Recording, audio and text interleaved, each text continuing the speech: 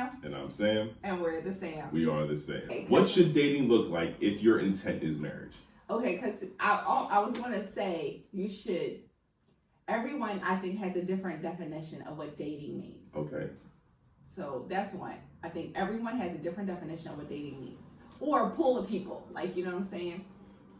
So dating, and how I think dating is going out, spending time, getting to know each other to build on something else.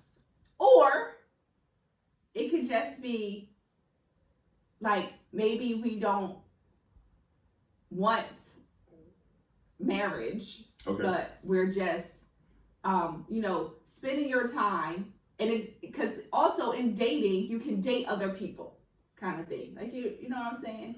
Right. So the question is specific to marriage, right? The Okay. question is right. But I'm just saying everybody has a different definition of dating. Right. But what I'm asking is that if your intent is marriage, what should dating look like if your intent is marriage? So, because dating is very broad. Right. It is. Dating is very broad. So I'm trying to narrow this conversation. What should dating look like if your intent is marriage? Okay, so if your intent is marriage,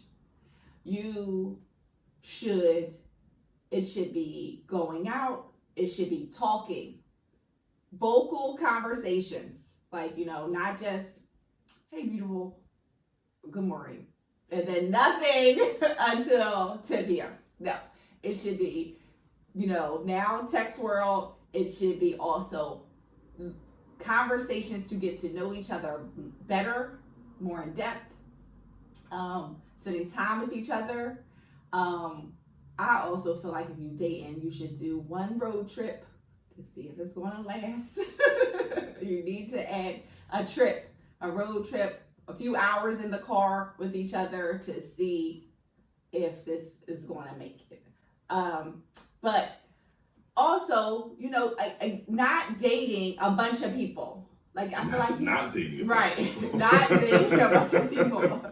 You need to really hone in and spend the time with that one singular person, And then if you see, this is not going to work, then okay. But I feel like if you're dating a lot of people at one time and you're like, oh, I want to be married, but I want to date all these people, you only have so much time, like, and it's just like it's going to get diluted, like, so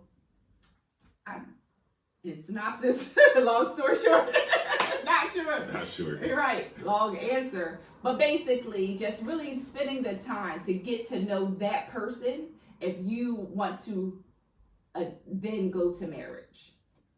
Focus on that person. Focus on that person. Right. Okay. Yeah. Okay.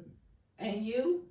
I'm sorry. Listen, all right. So I'm going to give my response to this, because I will say that after 7 years of marriage and just observing a lot of things around, again, understanding what it takes to be married, right? Like what that life is. There is a part of me that wonders if romantically dating before marriage is the right way to approach it. And here's why I say this. What's love got to do with this? Like, no, love has a lot to do with it. Gentlemen, read your word, okay? Hold on, this is my turn. I got the time now. Gentlemen, read the word. Love's got a lot to do with it, okay? But I say that in the sense of the feeling of love, not the verb love. Verb is an action, right? Love is an action. But the feeling of love alone, to me, is not what sustains you through a marriage, in my opinion. It is the decision and the commitment that you make that will allow you to endure. And the decision to love your spouse, to do the things that you are committed to do through love, being patient, not being, quick to anger, being slow to speak in certain scenarios, those are the components that if you're actively doing within a marriage, I think offers the space and the requirements needed and the nutrients needed in order to endure.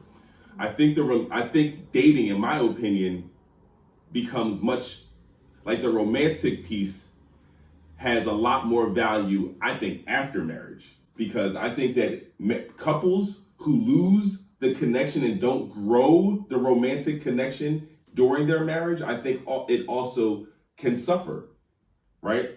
But and here's why I say after marriage, because you've made your commitment, right? So it's like, I'm all in, you're all in. And I think us opening ourselves in that way to fully explore who we are together for a lifetime, to me, is the model. And but let me just tie it back into why I believe that doing it beforehand creates a different kind of challenge. Okay. When you're smitten with somebody, you don't see them for who they truly are. You just don't. You dismiss things that are right in front of you that are glaring because of how you feel about them. And it happens time and time again. You can have a friend who doesn't treat you the best, but because of the way you see them, you dismiss a lot of stuff. And people from the outside will say, wow, is that your friend? Right. You know, it's like they seem to be putting you through the paces all the time. You seem to be overextending to them, and it doesn't seem to be reciprocated where people on the outside can see it. But because of how you feel about them, it's permissible. Right? And I think a lot of times in relationships, when it's romance first, it creates this dynamic where there's a lot of stuff that's permissible that can't endure the test of time. And so you allow things to be part of the dynamic right up front, leading all the way into the marriage. And then all of a sudden you get to a point where it's like, I can't do this. Right. This I don't like. I've never liked it, but in this space, it was just like, oh, I didn't even know what was happening, right? Right. So that's why I'm saying I agree with you in terms of how you get to know each other is paramount, right? Like creating the opportunities. Dating should be going out to do things together, right? Where it's, you may have some feelings, but the way you spend time with each other, it strips away the romantic piece, and it's more about like the tactical components of who we are and how we're meshing and how we're interacting. Like even if you decided to do a project together, or maybe you did a date and you went and did the what we did when we were like trying to get out of the room, escape room, like, right, things like that, where it's like, oh, let's work together, where there's a point in time where you're not like, oh, but you're focused on a task at hand and figuring out what that relationship is like. You're saying more like mind dating than like Netflix and chill. Mind dating? Yeah, like trying to get out of an escape room. You gotta think. You have to read. You're under pressure. Under pressure. So it's just like doing more things than just chilling. Correct. But I also believe it's more than just the mind, right? Because you want to know how disciplined somebody is. Okay. And you can't do that just through conversations, right? There are a lot of talkers out there. But they're also doers. That's how you got me. You know what I'm saying? Like, I'm a doer and I'm a talker, but there are a lot of talkers. So I think just to simply talk to somebody, you can still get game. Right. Okay. So you need to see somebody in action. Well, sure, right? Yeah. But you need to see somebody in action. Right. Okay? So that's why I'm saying it's more than just the mind. Okay, so just to be clear, because like what I was also going to say was before, like I would say, before marriage, like I wasn't good at dating. Like, okay, that's good to know. I wasn't good at dating because I felt like I wasn't able to be nonchalant and laid back, and where it was like, oh, here's my representative. It was like always just me. Like where I'm just like giving my focus, and some, I feel like in dating, because it's a game. You couldn't play the game. Exactly, folks.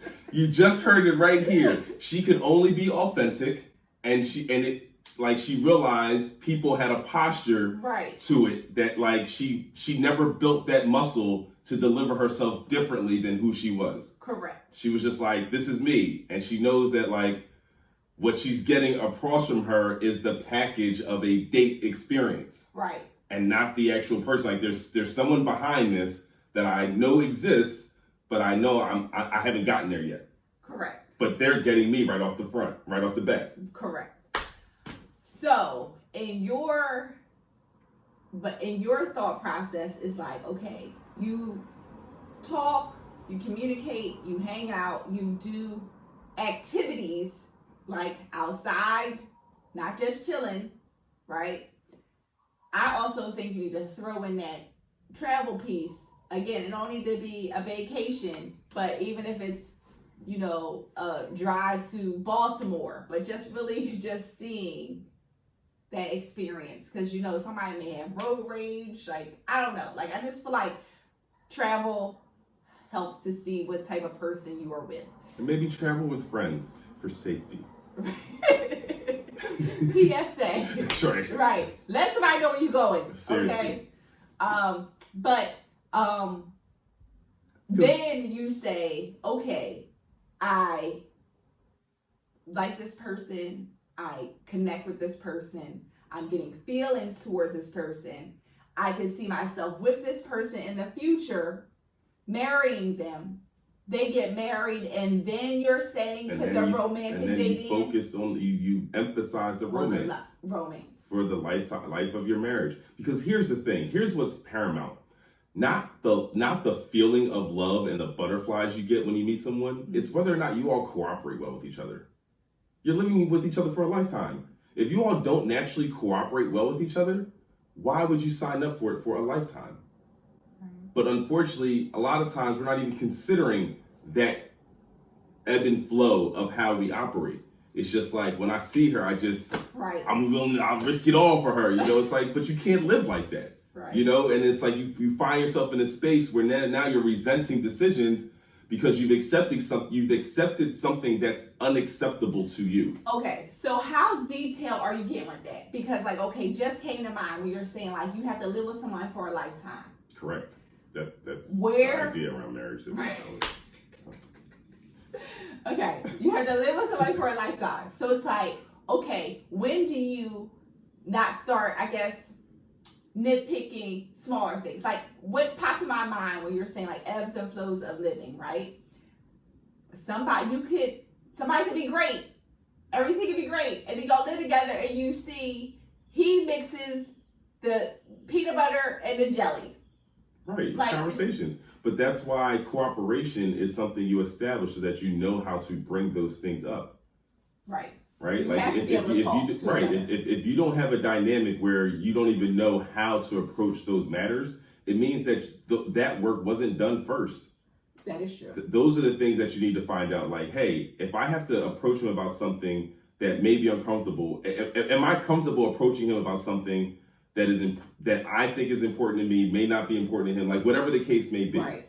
You know, to your point, like just even the small stuff, you gotta sweat the small stuff because it becomes big stuff in a lifetime. Right. Like you can't just eat it. Act like, it doesn't really matter, because it does matter. Right. You know, and you want to be in a space where you feel like, hey, I gotta say this out loud. And I gotta feel okay saying it out loud. Right, because then like you eat it, and then years later it blows up. Yeah, pass gas.